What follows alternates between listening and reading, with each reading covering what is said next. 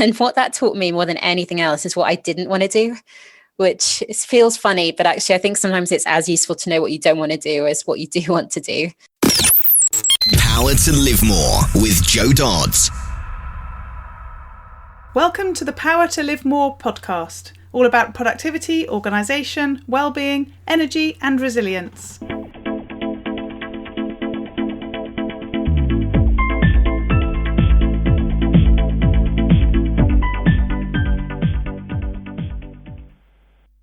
I'm Jo Dodds, and I started this show to enable interesting people to share their stories about how they use their power to live more, and by that I mean to do the stuff that they want to do more than the stuff that they need to or should do. It's about creating a life for yourself where you have the energy, health and space to be happy and fulfilled, spending your time as you'd like, whether that be at work, home or somewhere else entirely. That's your choice. Hello. My name is Ellie Dodds and I'm co-presenter, and today Joe's interviewing Linda Harris. Linda was introduced to us by Emma Spence from show number 178. Linda works as a head of marketing and communications for a children's charity in South Wales. Previously, she worked in travel for 15 years. Then COVID-19 hit and the travel industry, like many others, was turned upside down.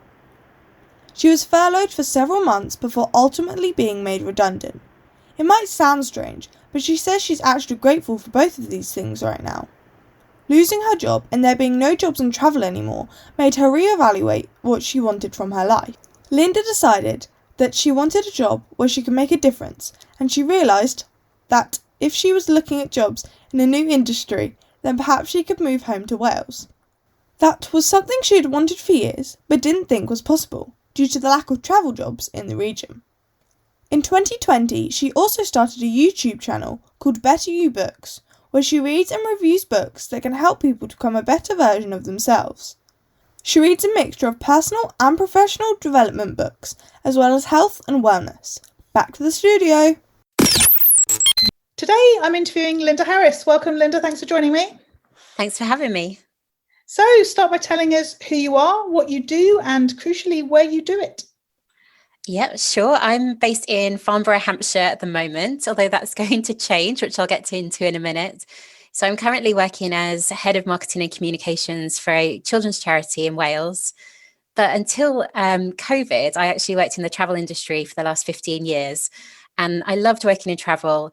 Everyone who works in travel is very passionate about traveling naturally. You know, it's a lovely industry. But then COVID hit, and obviously so many industries were really badly affected, but travel was one of the worst. So unfortunately, I was furloughed and then made redundant. But in hindsight, I think it's one of the best things that could have happened to me, because it kind of made me realize what I really wanted to do. And as much as I love travel, I kind of had a desire to work in the charity sector or somewhere where I could make more of a difference. So I started pursuing a role in charity, and then I realized that I could move back home to Wales, because I'd wanted to do that for years, but I didn't think it was possible because there aren't very many travel jobs in and around Cardiff. But then once I realised there were literally no travel opportunities anywhere in the UK, that I could start looking there. So I was lucky enough to get a wonderful job working for this children's charity in South Wales.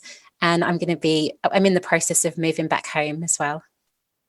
That's so exciting, and so exciting to hear a really positive story about the sort of impact of the last year. We're recording this at the beginning of 2021. It won't be released until the end of April. So we were saying before we came on, who knows what might have happened by then. But just for context, that's sort of where we are. But as I say, great to hear a positive story about the impact that it has had. But we were talking again before we came on about how you started a job somewhere else, working from home, because that's what we're all doing. And I'm just really interested in what that was like to start working somewhere where you haven't been and you're not there. How did that sort of play out? Yeah, it definitely felt really strange because, I'm a people person, and even though I like working from home occasionally, to really focus, I love being in the office and seeing everyone and people coming up and bothering me, as weird as that sounds. I even enjoy that. So it was really strange starting from home, and not just because it was a new job, but it was a new industry for me as well. So I was obviously so comfortable working in travel because I'd done it for so long. So to have to learn all of that from scratch and try and meet all of these people, that was really difficult. And I think one of the hardest things is that you have to consciously meet people, so you can say, oh, I think it'd be useful for me to chat to that person. Let's set up a meeting on Teams. Mm. But when you're in the office, sometimes you'd end up finding useful people by accident. Yeah. We were saying earlier about when you go and make a cup of tea or that kind of thing. I've often had conversations in the kitchen, especially when I'm new somewhere, where, we started talking just casually about, I don't know, something British like the weather or something. And then I find out what they do and then how we can work together and how we can collaborate. And you don't have any of those accidental meetings when you're working from home. So I've just had to be very careful about, almost trying to meet more people than maybe I need, just so I've kind of put a face to the name and we've established some kind of connection. So if I need to call on them later, I know what they do, but also, they've met me. So we kind of have some kind of relationship already. Yes, yeah. Before I started my own business, I did quite a few years of interim work. And I always remember that moment for the first few days where you get there. And I was in a slightly different position to a new starter per se, because people were expecting me to just get on with stuff anyway. I wasn't given quite so much grace as people who were coming into a proper job.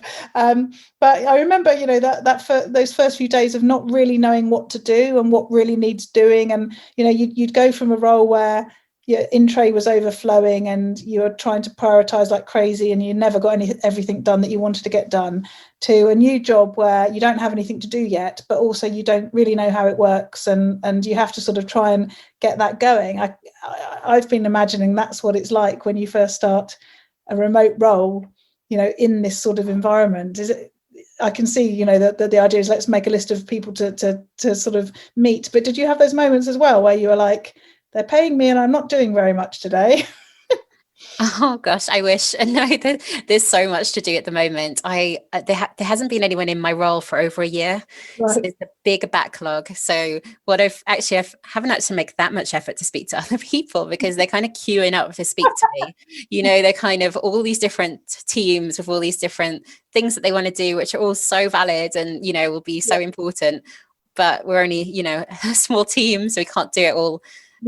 At the same time. So I'm just trying to balance all of that. So I think, at the moment luckily I work well on my own initiative, because that's the way the role's kind of going at the moment. But I just I guess the most important things at the moment is, in any new job, is working out what are the most important things, because there's always so many things you can do, but you just don't have enough time. So I'm just trying to work out at the moment the absolute priorities and, achieve them. And it's difficult because I always want to do everything, and straight away. So I kind of need to calm down and think, yes, that is a really good idea and it will be really useful, but maybe we can't tackle it until April because we've got all these other things. So I just kind of need to have those discussions with other people around the business, but also, to be honest, with myself, because I can often take on way too much because I get overexcited. Yes, yeah. I know the feeling. I've just come off a meeting where I'm doing some work with the Engage for Success, the national movement around employee engagement, and I just rashly said I'll have done it by March. It was very rash. Now I'm thinking that probably wasn't such a good plan. So we'll come back to the productivity piece in a moment, because I'll be interested to find out how you're approaching that. But tell us a bit about how this all came about from sort of, when you first started in work. The travel industry was your thing. Is that what you planned to do, and what sort of roles did you have, and how did that all pan out until you changed? Well, I started off by doing business management at university, and I didn't really know what I wanted to do. I'd just done it at GCSE and A level, and I enjoyed business in general, but I didn't know any more specifically than that. And then I did a placement year at IBM, like a sandwich year in between my second and third year at uni. And what that taught me more than anything else is what I didn't want to do, which feels funny, but actually I think sometimes it's as useful to know what you don't want to do as what you do want to do. And I just realized I didn't want to work for a huge company, and I didn't want to work anywhere where I didn't feel passionately about what they did. And to be honest, the division I was working in, I didn't even really understand what we did, never mind feel any passion for it. So then when I left uni, I thought I need to work somewhere I feel passionate about. And I felt like it was probably going to be more into marketing. And at that time, I loved theatre and I loved travel. So it was between one of those. And I chose travel because I'd just done a gap year after uni as well. So kind of had the travel bug even more than I had already. But yeah, it took me a while to get kind of my dream job, I guess, in travel. I definitely had to very much go through the go up the ladder, and do those admin roles that aren't so much fun at the beginning. But to be fair, you learn a lot and, get to understand the industry.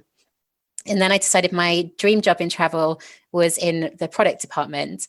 And it doesn't really mean much to people outside of travel, I don't think. In fact, if you search for a product manager on LinkedIn, it's generally like more of a technical role, more of a computer role. Yeah.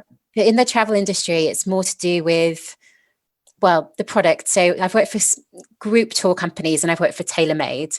So say if it's a group tour, then that's the product. So you're responsible for designing the tours and, negotiating with the suppliers for the rates, pricing them. You write the brochure copy, choose the imagery, also get to go and experience them and recce them, which is obviously the best part of the role. And, you do competitor analysis, check how it's selling, all of that kind of thing. So it's all related to the holiday product. And I absolutely loved that. I've got millions of guidebooks at home, and it was just strange to be able to be paid at work, to be looking through guidebooks and looking up images of, I don't know, Wadi Rum or Machu Picchu or whatever on my computer and say that was actually work and research. Yeah. So I did love that. And I did that for many years, but I also love to be challenged and I love new things. So as enjoyable as it was, it probably got a bit too easy for me because I'd done it too long. So then I found a job in luxury tailor-made travel, which was half product, half marketing role. And I'd always been very involved with marketing, and a lot of what product is actually would be counted as marketing in other industries anyway. So I thought this is perfect for me. I've kind of got half the role being something I know inside out and half the role as something that's a bit newer to me. So I did that for the last 3 years before, unfortunately, my role was made redundant. But then it's been really perfect because then having that marketing experience from that role has allowed me to segue into a marketing role in a charity. So it all feels like it's kind of worked out really nicely. Mm. And I never actually wanted to do the same job for my whole career anyway. I didn't know what it was going to be. At one point, I wanted to become a travel lecturer later in life. But all I knew is that it just had to be slightly different because, like I said, I've got that sense of wanting a challenge. So I just can't say I'm going to do this job for the next 30 years. I would just get bored too easily. So I like the way it's kind of transitioned, but quite organically. Yeah. Yeah, as you say that, it's funny when you do sort of business planning or in organisations we used to do performance reviews, it was always, where do you see yourself in 5 years' time? Where do you see yourself in 10 years' time? I remember when I first started working in retail, I was an HR manager in my sort of early 20s, and I remember, always thinking, I don't know, I'm not going to be, I don't even know what I'm going to be doing in 10 years' time. So how can I answer that question? So you end up sort of answering it with just a made up answer. I certainly didn't imagine I'd be doing this. Oh, that's so true. I couldn't tell you for the next 5 or 10 years. Also, the way things are changing these days is you can't predict what you're going to do because maybe that doesn't even exist yet, No, exactly. Well, that is what they say, that, half the jobs in the future our children will do don't exist. And, I sort of show that through the podcast often. I ask most of my guests, did you want to do this when you left school, sort of thing? And I would ask that, but half the things probably at least that people do now didn't exist when they were at school. So it is true. It sort of feels like it's a sort of a modern concept, but actually, a lot of us are doing things that we didn't know we'd be doing. We didn't have podcasts in 1987 when I left school, showing my age now, and social media didn't exist and the internet didn't exist. So, it's been the case for a long time. It just feels like a modern, really modern concept, I suppose, to have these jobs that are different. And also, as you said, with the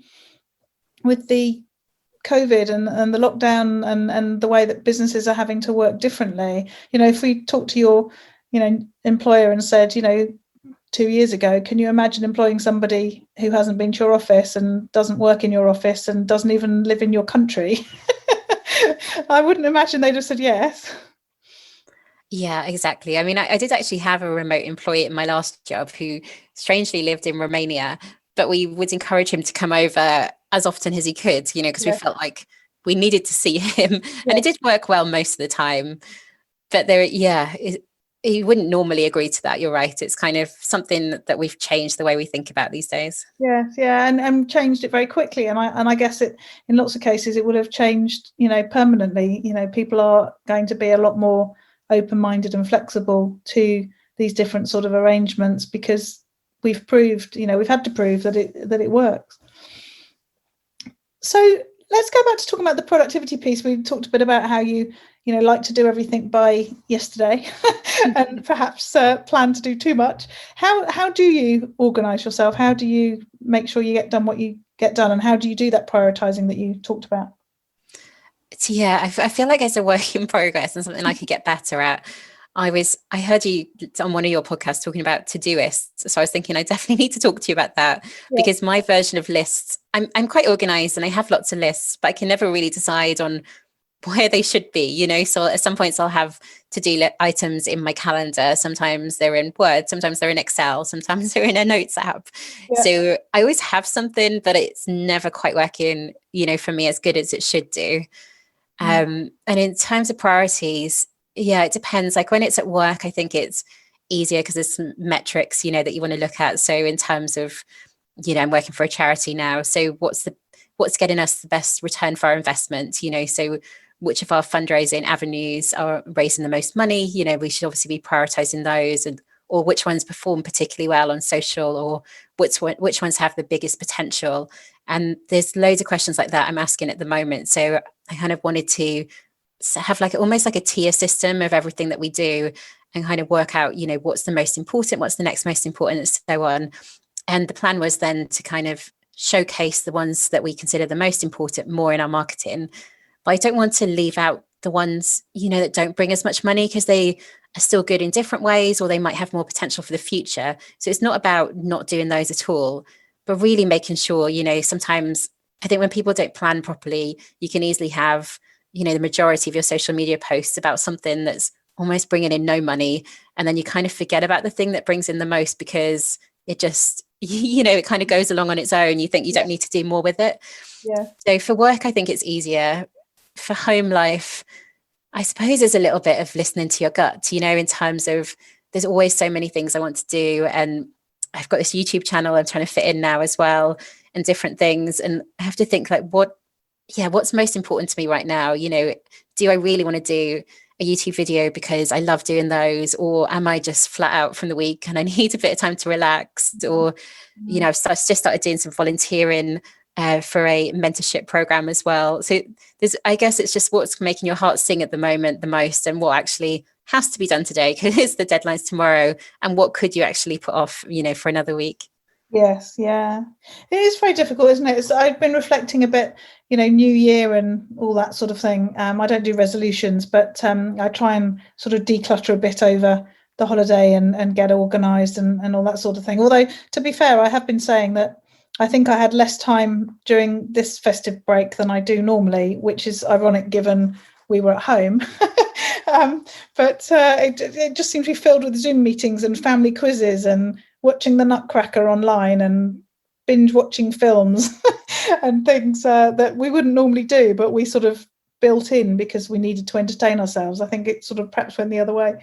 But it's interesting that even sometimes when you have things that you really want to do, they sometimes don't happen. I've been reflecting on the fact that singing is something that I do, and because I'm not going out to sing in choirs because I can't, I can sing at home. That's not a problem, but I sort of forget to do it, or I don't build in the time to do it. And then when I think about it, it's too late, or I've got something else to do or whatever, even though I think it's a really important hobby to have and it's really good for your well-being and everything else. So as you said, I agree with you. It's about, what do I feel like doing? What do I want to do? But sometimes it's also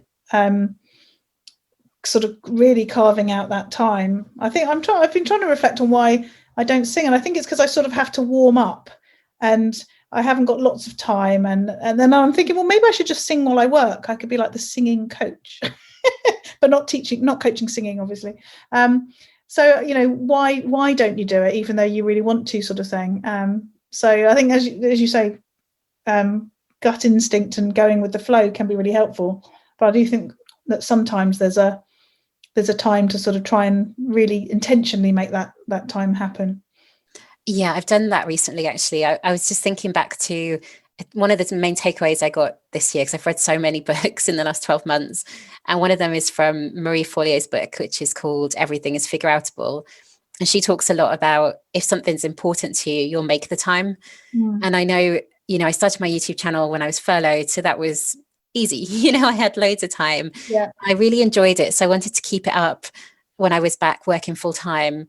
And at first it just felt impossible, especially with a new job. And I think remote working, it kind of tires me out a bit more as well with all the video calls. Yeah. It gets to the end of the day and I was exhausted. And then, I wanted to relax on the weekend, or I wanted to see my friends or whatever. So I just felt like, this isn't possible. And then I really questioned myself and I thought, look, if you really want to do this, you'll work something out. So what I've come up with now is I'm not productive in the evenings. That's not where my brain is working at its optimum. I'm much better in the mornings. So now, as part of my morning routine, I've put in half an hour every weekday before I start work at 9, which is for me to focus on my YouTube channel. It doesn't sound a lot, it's only 2.5 hours a week. But I think kind of doing it that way, I guess it's a little bit like the Pomodoro method, by saying I've only got half an hour because I really need to start work, on time, and I set my alarm. It makes me so much more productive. So I get much more done in those 5 half hours than I would do in 1 2.5 hour slot. That's been working really well. And then I do need some time on the weekends as well, but then it's a bit easier. So one weekend I'll film, one weekend I'll edit, but I'm doing kind of all my script and all my writing in the week. And it feels really good, to be honest, because I'm starting, obviously once I start work, I'm completely dedicated to my job all day. So it feels quite nice to have already ticked off something that's just for me. And it was not something I had to do, but something I wanted to do. Yeah, I love that on so many levels, just the concept of being intentional, but also, as you say, the sort of whole Pomodoro thing of giving yourself limited time. Again, the bit you just said about having to sort of tick something off as well. But just proving how much you can do by what I call small daily actions. And that's something that in my membership group, we have a thing in Slack that goes off every morning to say, what's your one small daily action for today, and how did you get on with it yesterday? And we have that sort of accountability. And, that's born out of that whole thing of exactly what you've just said, of how much you can actually achieve if you just, consistently, relentlessly keep going with that one small thing every day. So tell us a bit more about your YouTube channel. You said you set it up in furlough, so you presumably had sort of more time.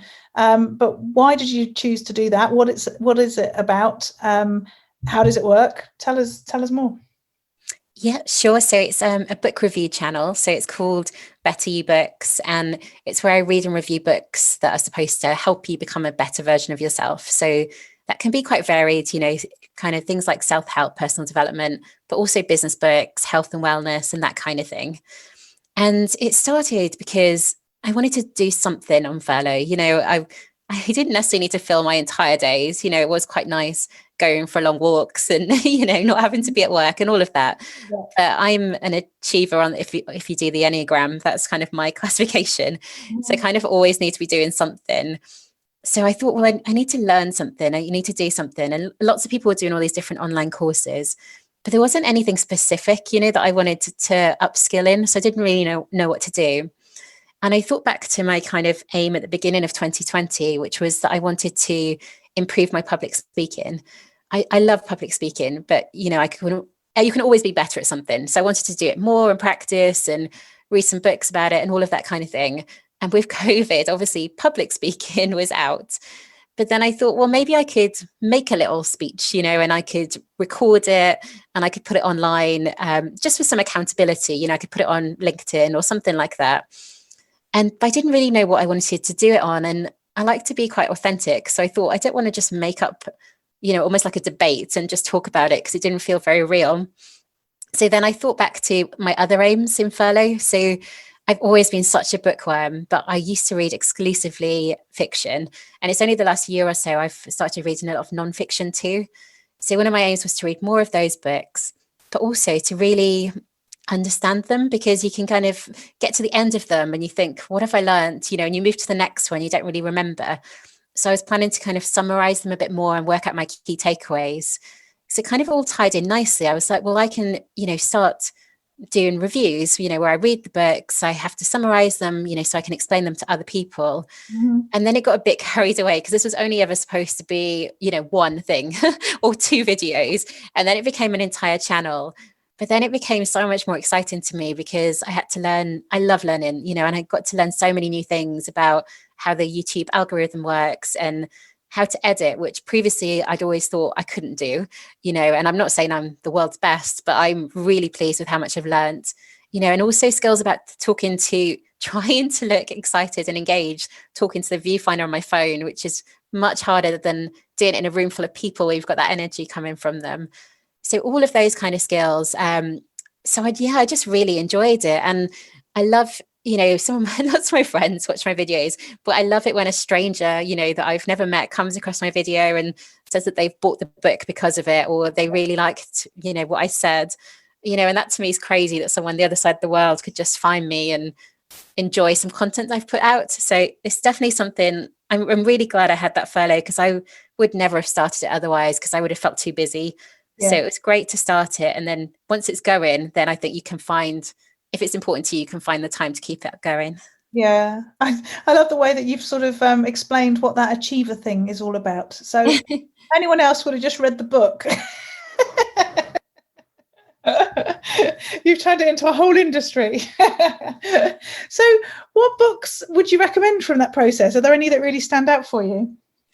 Yeah, well, I actually just did. My last video was my favorite books of the year, and I ranked all of them that I've reviewed so far in order. So I could tell you my favorite from that, but actually the one that I think, I don't know, might be most applicable, seeing as we're talking a lot about work, is The Squiggly Career. I don't know if you've read that one. I haven't, but we are interviewing I think it's 2 authors, isn't it? On the Engage for Success podcast later this year, I think. So yes, tell us more. I really recommend that book. It's really good. It's so funny. I keep saying that I wish I'd read it sooner, but it was only out in 2020. I just wish it had been available for me earlier on in my career. Because it was the first thing I did once I found out I got made redundant, is I ordered that book thinking, I don't know what I want to do next. But it's not really specifically about job hunting. It's just about how to become more happier and more successful in your career in general.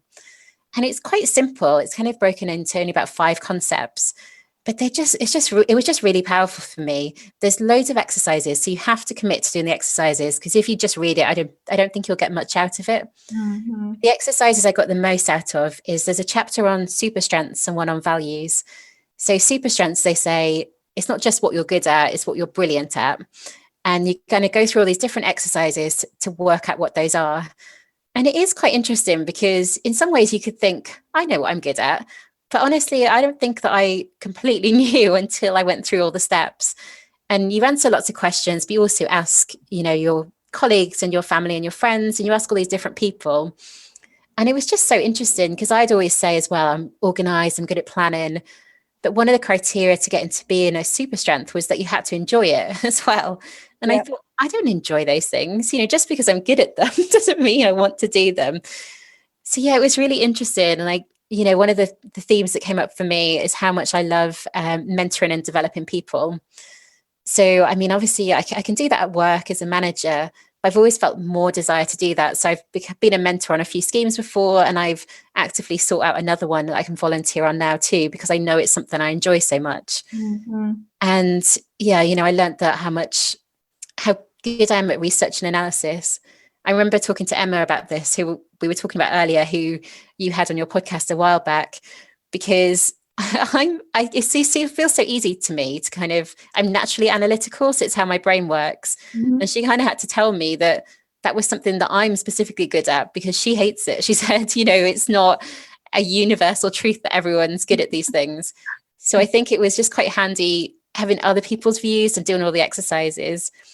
And then the values as well was really, really useful, because I came up with 4 values, and my top one was passion. And it just makes so much sense to me because, like I said earlier, I need to be passionate about what I do at work. Yeah. And again, I almost felt like surely everyone feels the same, but actually there's so many different values and not everyone's top one will be that. So it's kind of showed me why at certain points in my career I was unhappy and why at certain points in my career I was loving it. There was actually this little kind of graph that you drew to map that out. And everything just made so much sense to me.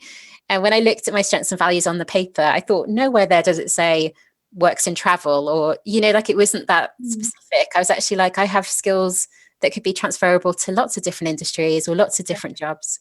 So yeah, I really, really like that book. I have recommended it to so many people. Yes, yeah. I love the whole thing about strengths. I do some work with the Clifton Strengths Finder, which Gallup have sort of promoted for many years. The book Now Develop Your Strengths. No, Now Discover Your Strengths, I think, is the first one, and then Develop Your Strengths maybe was the second one. Marcus Buckingham was one of the authors of that. But no, I'm getting this all wrong now. I think he did first Break All Your Rules. Tom Rath might be the one that did the strengths. But I did it years ago, like sort of, I don't know, 25 years ago maybe, through my corporate role, and then completely ignored it for the next however long. And part of the reason that my business now is Power to Live More came out of me finding that again and actually understanding exactly what you've just said, what my real strengths are, the real top ones that need to thread through everything that I do for me to really enjoy what I'm doing and be successful. And once I sort of rediscovered those and started to sort of shape what I do around it, it was so obvious. Like you say, you look back and think, oh, that will explain why that didn't work, or that'll explain why I didn't enjoy that, or whatever. But it's not something, I think, in organizations, again, when you do like performance reviews and stuff, there's always a real focus on how you can improve your weaknesses. And one of the things in that book is it talks about improving your strengths and minimizing your weaknesses. So don't let the weaknesses get in the way of stuff, but actually don't spend time trying to get good at the stuff that you're not good at. Spend more time getting even better at the stuff that you're really good at. I think that's so key. Oh, I 100% agree. I think you kind of need the organization you work for to be on board with it as well, because there are some places I've worked and we've been able to mold people's roles, to what they're best at. Yeah. Because they're happier, everything's going well. But, some places, I guess, they're so rigid and it's like, that's your job description, so you have to do all of it. So I think that's kind of where the improving on the weaknesses fits. But if you could work somewhere that's a bit more adaptable and fluid, I think everyone will realize it's in everyone's best interest to have people doing what they're best at. Yes, yeah, absolutely. And, for those people who work for themselves, to review their business in that way as well. So, often we end up doing things because we fall into it, or it's the thing that somebody's paying us for, or it feels like the thing that we should be doing, at the sort of top level. But actually, if you really dig deep and look at those strengths, you should be doing something completely different. And I think it's just as key for us as individuals to be aware of that and make those changes, or hope that someone will come along and make those changes for us. And it's interesting, we were saying, I sort of was flippantly saying, that redundancy often can make a really positive change in people's lives. And you were saying that, in effect, that's what's happened to you. But we were saying, throw COVID in and you really, chose an interesting year to do it. But of course, as I said, it wasn't you choosing it. The times when we are really challenged and things don't work and we, for whatever reason, have to make a change, if we can make that change with full knowledge of the stuff that we're really good at and we really enjoy doing and we really want to do, then that can be so helpful, which is exactly what you've done with your new role, isn't it? Yeah, I mean, I was quite lucky in a way because I didn't need to get another job the next day. I couldn't have survived financially for too long. And, there was a lot of worry because on LinkedIn, some people were saying they hadn't had a job in a year. And, you start thinking, well, I don't know when it's going to happen. Yeah. There is some concern with that. But because I had a little bit of time to play with, and because I had to start in a new industry, I thought I really do need to work out what I want to do next, which is why that book was so useful for me. And then I didn't rush in, to just suddenly applying for lots and lots of jobs. And I did see lots of people on LinkedIn, who were applying for ridiculous quantities of jobs. You know, when I worked it out, it must have been like 3 a day for the last 2 months, you know, and I just think for me, one of the things that I prioritized was quality over quantity, because I felt like you couldn't do a quality application in that much time. And did you even really want those jobs? You know, if you don't really want something, you'll come across, you know, either the effort you've put into your covering letter, or if you're lucky enough to get an interview, if you're like not that bothered, you know, they're not going to really want to employ you. So it's quite hard. I found with LinkedIn, you know, with social media, you can always say it's quite positive and negative. And some people obviously choose to come off different platforms or pause things, you know, for a while for their mental health. And I've never found LinkedIn triggering before, but I definitely did a little bit when I was made redundant, because it's either full of, well, people getting jobs, which is positive, but then you haven't got one yet. So it's triggering, or more people losing their jobs, or lots of people being very vulnerable and open about how they feel, which on some days is amazing. And you think that's great that they're opening up, you know, I feel the same. And on other days you might think, I really didn't need to hear that today. So I found it quite interesting. But yeah, for me, I was lucky enough to have a little bit of breathing room. So in some ways, it felt like I wasn't doing anything for a while because I hadn't applied to that many jobs. But I had, you know, I was reading books like The Squiggly Career, working out what I wanted to do. And I also did a lot of networking and a lot of asking for recommendations, you know, a long time improving my CV and all of these things. And I remember when I got my job, I remember thinking, oh, I was really lucky. I ended up getting the first job I applied for in Cardiff. It wasn't the first job I applied for, but the first one after I decided to move back to Wales. And then I thought I need to be careful how I talk to myself, because it's not lucky. I spent more time preparing, you know, more time on that application and more time preparing for that interview than I've ever done for any job in my life. You know, I worked exceptionally hard for it. And even before that, all the groundwork of the training I did and the, you know, time improving my CV and the volunteering I did for another charity and the networking, you know, all of that's part of the process, you know, and it all adds up.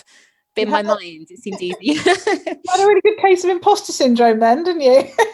Oh, totally. I have to watch one of the things I've learned from all the books I've read this year as well is how important our thoughts are, you know, and how careful you have to be talking to yourself. So I think I still have those thoughts, but I have to catch them now. You know, it's not luck it happened that way. It's because I put so much work into it and I worked really hard. Yeah, absolutely. And I love what you were saying about, you know, spending time, I don't know, laying the groundwork before you stepped forward, sort of thing as well. Because again, people can position that in so many different ways. You know, you could have felt like you were procrastinating, or felt like you were, I don't know, not trying to get jobs because you were worried you might not get them, and you know, all of that sort of thing. But actually, as you've said and highlighted, and actually as has come to sort of fruition, you were actually taking a step back, really analysing and really getting clear on what you wanted to do in order to move forwards. And you know, all good on you for doing that, because clearly it worked. You now have that great role that you were after. Yeah, it was so true though. You know, sometimes you do have to question yourself, you know, like, are you procrastinating? Is there another reason, or that kind of thing? But for some of these things were quite useful for me in other ways as well. So, you know, asking for lots of LinkedIn recommendations obviously improves my LinkedIn profile. And I got so many of them, I'd use them in covering letters as well, you know, to say, don't just take my word for it. Have a look at all of these. Yeah. It was also really nice because, you know, when you're made, you know, I'm fine with it now, but at the time when you've been furloughed or made redundant, and speaking to my friends in the same position, you know, you can feel quite rejected and a bit worthless, and you question your own ability, and you know, really it's not about that, but you know, those are normal feelings for people to feel. So then for somebody to write you, well, I didn't say they had to be glowing, but luckily they were, to write you a glowing LinkedIn recommendation. I found it really emotive at the beginning, to be honest. I ended up in tears after a few of them because they were so lovely. And it was so nice to see myself the way other people see me, especially when I was going through probably a crisis of confidence. Yes. And actually the same with the networking. I ended up doing so much networking. I'd start with friends, and then friends of friends, and even friends of friends of friends in the charity industry, you know, finding out more. And it was so nice actually to talk to someone, you know, to have a reason to talk to someone during the day anyway, you know, when you're job hunting, because it can be quite lonely. Yeah. But they were all so nice. And I couldn't believe, how willing they were to take time out of their day to talk to a complete stranger and help them out, which is funny because I would be really willing to do the same in return. But I was so grateful. And some of them, I'd only spoken to them for 20 minutes or something like that. And they were already so complimentary and so positive. And just those calls could kind of pick up an entire day for me.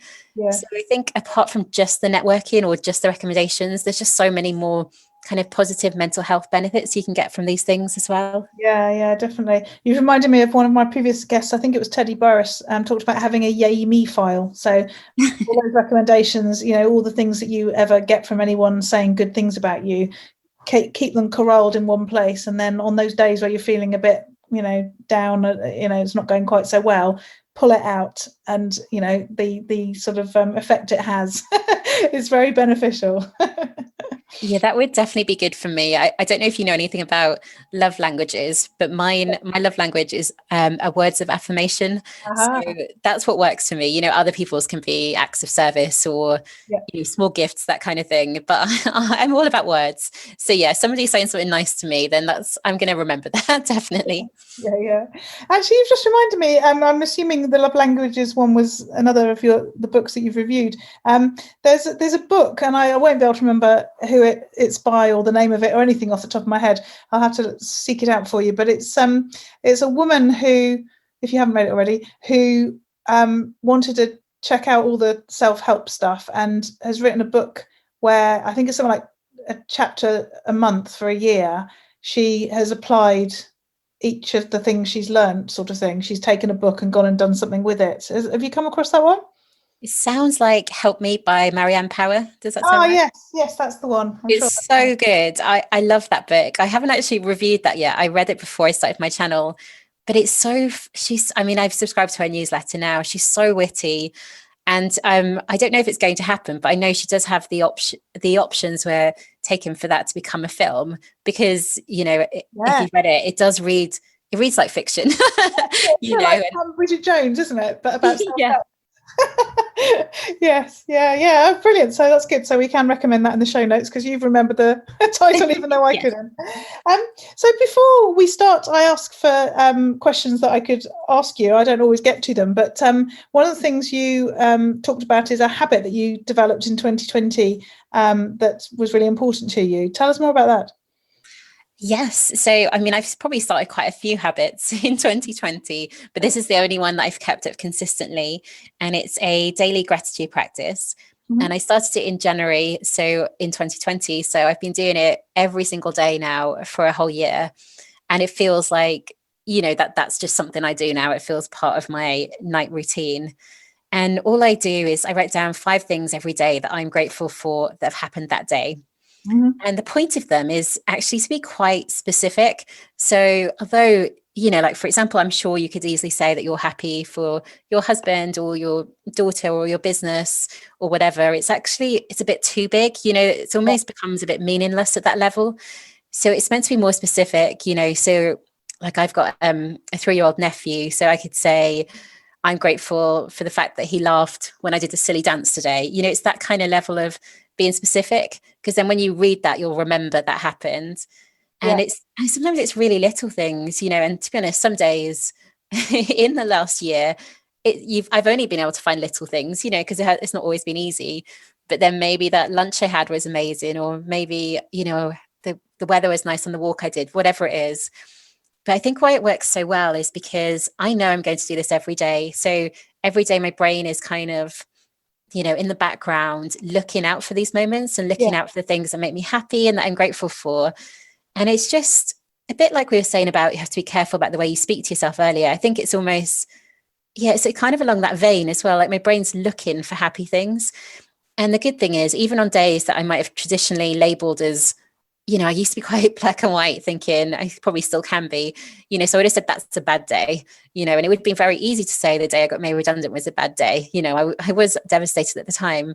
But even that day, I wrote down my 5 things in the night that I was grateful for. So every single day in the last 12 months, I found something. And I just think it's been really important to me because I I feel like I've coped pretty well with all the things that have happened to me in 2020 and been quite resilient. But I think this is one of the main reasons why, because I'd already been doing it for a few months before, COVID really hit. So I felt like I've built up kind of more mental resilience and more, trying to find the joy in situations from doing this. So, I mean, I would recommend it to everyone. It literally takes me a few minutes every day. And before I started reading so much about personal development, all of these things would have seemed maybe a bit silly to me. But then the more I've read about them and really understand how they work and the science and all of that, and actually doing it for myself, then I really would recommend it to everyone. Yes. Yeah. It's interesting. I think, as you say, that whole bit about your subconsciously looking for that stuff all the time. It's what's it called? Is it reticular activation? I think it is, isn't it? Where you buy a red car and then you see red cars everywhere. Because, as you say, you're looking for something to be grateful for. You find more things, funny enough. But also, you are probably more grateful. It's probably one of those lovely virtuous circle type things. So yeah, lovely. One of my students actually at the moment talks about gratitude all the time. So I must get him onto your YouTube channel and send you a connection to his. I'm sure you'll have lots in common with that. Lovely. So last couple of questions. What about those days where it all goes horribly wrong? How do you deal with those? And my phone was ringing on my computer then. I don't know if that'll have come out on the podcast. Never done that before.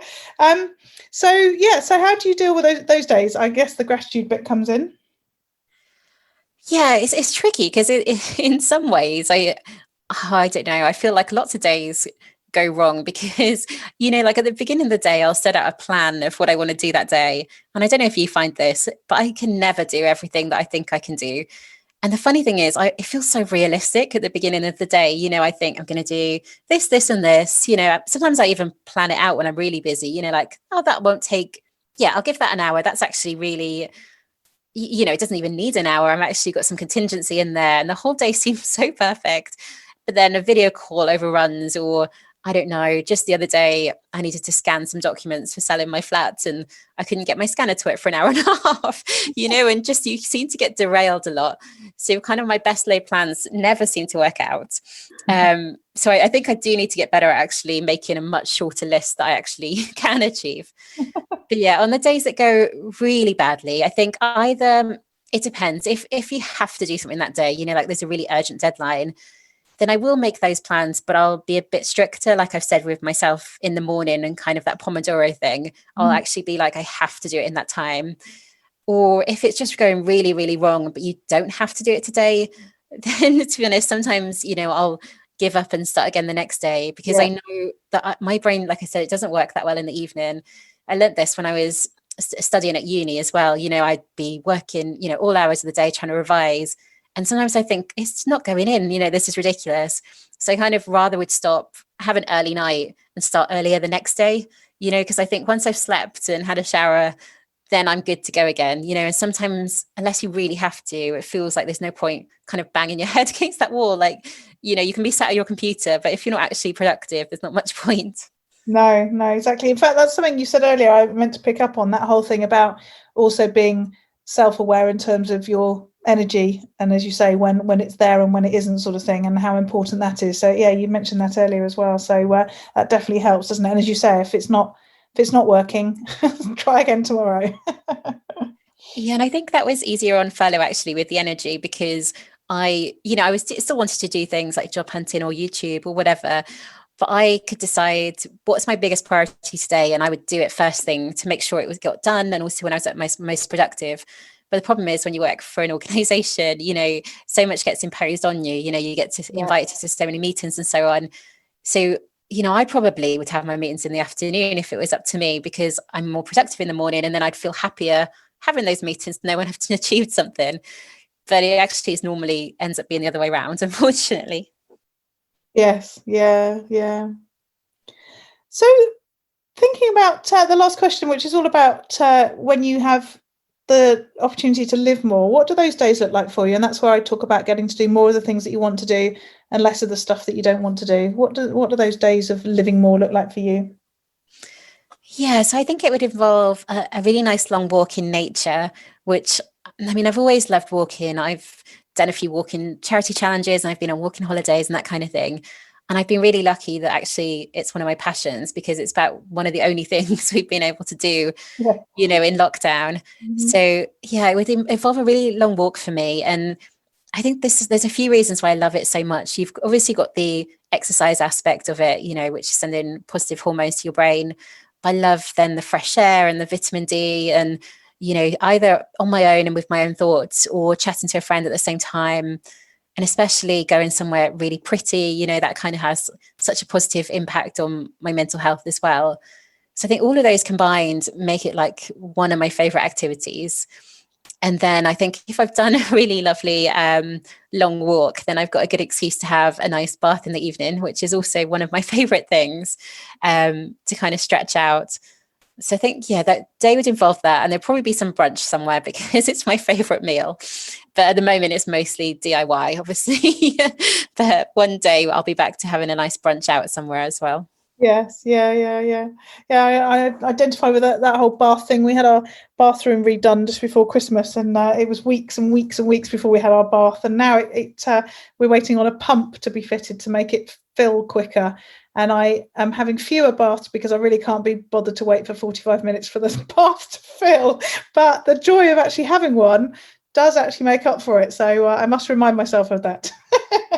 I mean, it's so important to me that I'm house hunting right now, and I pretty much won't save anywhere that doesn't have a bath or the opportunity to put one in, because it's just, it's so important to me. So I can't imagine somewhere being home without having a bath. Yeah, I got quite traumatized when hotels used to have showers. They stopped having baths. But I think Premier Inn went to showers and then went back to baths. So I was quite pleased with them.